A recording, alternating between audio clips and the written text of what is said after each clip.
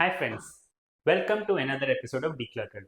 In today's episode, let's discuss one of the most interesting techniques and tips I had learned in permutation combination. Now, permutation combination is a topic that's very close to my heart because you can never know for sure if your approach is right or not, and every approach you hear sounds right to you.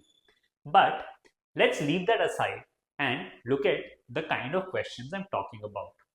So the questions I'm talking about are something like this.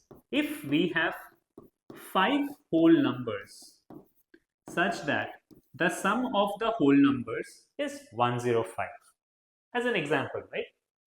What are the possible number of solutions to this question?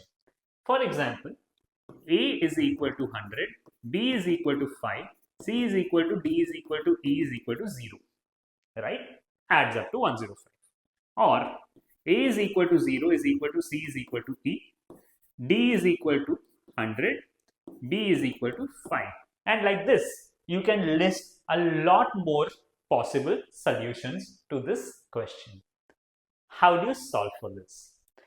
The best way to solve this is using sticks and chocolates. The way we look at this question is, let's assume that we had 105 chocolates on the ground, and since there are 5 people, I will need 4 sticks. Now, one of the possible arrangements of 105 chocolates and 4 sticks will look like this, where we have 2 chocolates on the left side, 4 chocolates here, 1 chocolate here, 0 chocolates here, and the remaining 98 chocolates on the right side.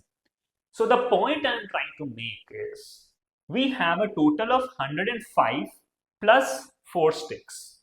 Since the chocolates are treated as the same and the sticks are the same, the ways in which we can arrange this in a straight line is 105 plus 4 factorial divided by 4 factorial into 105 factorial. That's because the 105 chocolates are of the same type and 4 sticks are of the same type, which can also be written as 109C4. And that's the number of ways we can find different answers or solutions such that A, B, C, D, E are whole numbers and the total is 105. Let's look at a generalized form. If I have